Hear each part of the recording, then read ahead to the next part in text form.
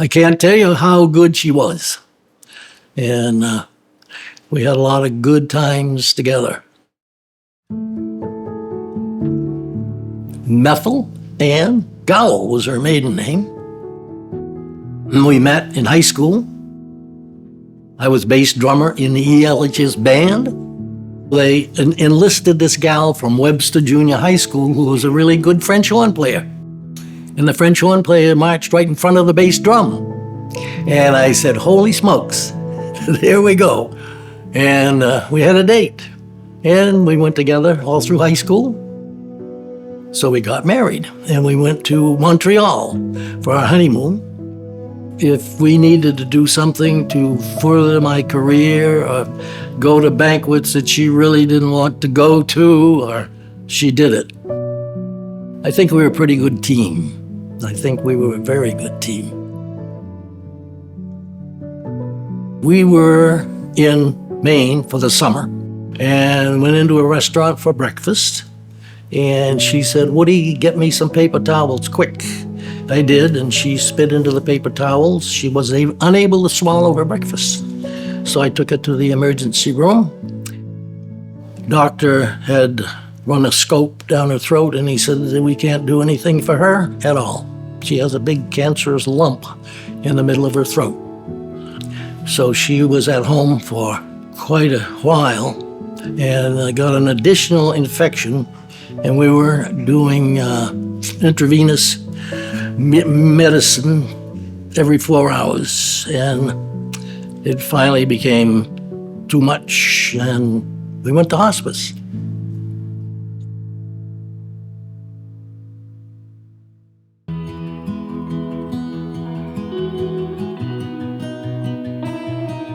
At Andwell, our mission really is focused on improving quality of life at the very core of what we do. And we do that by really providing innovative healthcare with compassionate people. The hospice house is an intricate part of the community. It provides kind of a home setting for our patients and their families, allowing them to just be families when it matters the most with patients as they're passing away, and alleviating that burden during that time. The people here did a terrific job. We all knew why we were here, and she was very, very comfortable. You know, she was as comfortable as one can be, stuck in bed, but she wasn't in pain, and she was being very well cared for. The staff was very nice to my mother, and she had a few wishes that things she wanted before she died, and she wanted to see snow before she died. And they took her outside when there was a snowstorm so that she could see snow. She called me up one day and said, guess where I am? And I said, I can't tell you. She said, I'm outdoors and I'm covered with snow. And they did her nails and pampered her, and that was just wonderful. One day when I was there with her, she said, I guess I won't have another bath again before I go. You know, she didn't want to be a bother. That was kind of her thing. Within a couple of hours, they had, taken her and given her a bath. And when she got back to the room, she said, it just felt so good. That was just what I needed. She had excellent care, and the experience was very, very wonderful for that period in her life. That is, towards the end of her life. My parents would go to Florida for the winter. The staff knew that she was not going to be able to do that, so they recreated Florida in her room. They went in with crepe paper and a variety of things, made flamingos, palm tree, kind of recreated the Florida scene. And when we got to the room, it was amazingly well decorated, and the music was playing, and she had told them, I'm sure, over and over that we lived in the Florida Keys. It chokes me up just thinking about it.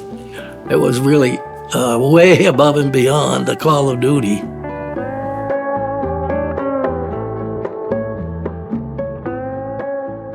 Hospice houses across the country over the last 20 years have seen really a decline in revenue. How the government, how Medicare is paying for inpatient services in a hospice house are markedly different than they were when hospice houses emerged on the healthcare landscape in America over 20 years ago.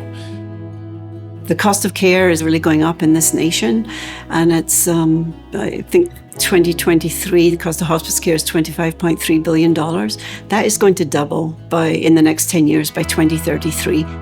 We don't make money at the hospice house, but our board and our leadership team are very committed to ensuring that the special place that so many people in our community have encountered remains viable in our community. That's the challenge we're faced with.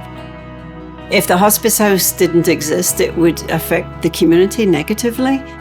It would mean more patients were going into the ER or being hospitalized in the hospitals. That's already an overburdened system. You don't know when you're going to need this level of care, the peace, the comfort. You couldn't possibly provide the care at home that you can provide here. Impossible. I'll tell you what, if there's any way to lessen the difficulty, to lessen the stress, it's by having somebody here.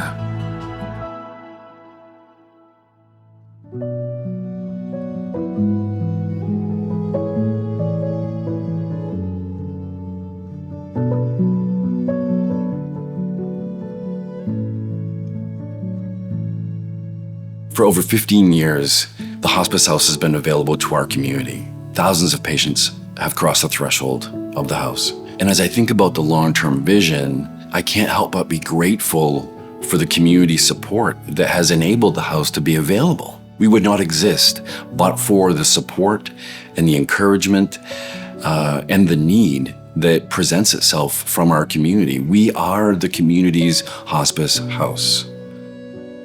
If Methyl was here to give a testimonial about the hospice house, what do you think she would say? She'd say, they really took good care of me. Really, really good. We're very thankful for Andwell and everything they did for my mother, and not only taking care of her, but also taking care of the family. And I just thought it was really nice that they, the minute I asked for something, they did it, and it meant so much to her. The party and them taking her out in the snow, I think when she passed happy.